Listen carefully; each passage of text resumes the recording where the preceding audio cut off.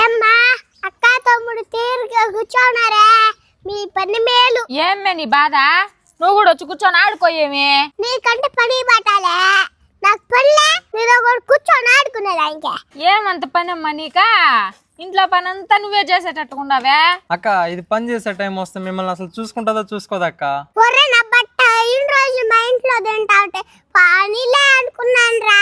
తినింటి అసలు లెక్క పెట్టేట్టుకున్నావు కదరా నా బట్ట నువ్వు.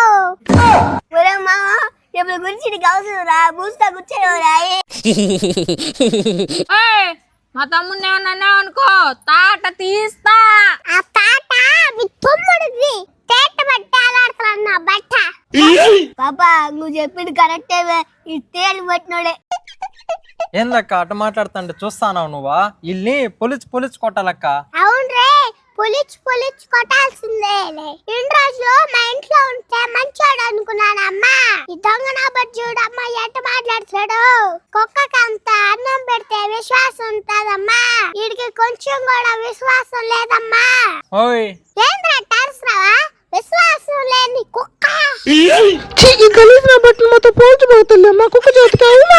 కుక్కల కన్నా ఏనువైన బతుకంటే ఆ కుక్కలు కూడా పోల్చుకోలేకపోతున్నాయి చూడు.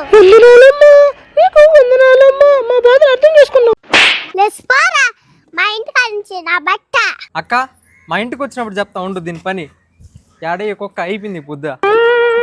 పోరా నా బట్ట, మీ ఇంటికి నేను రాను కానీ. బోయ్ ఇంకెక్కడ పోతావు నువ్వా? అక్క నువ్వు కూడా పోమే రాను మీ ఇంటికే.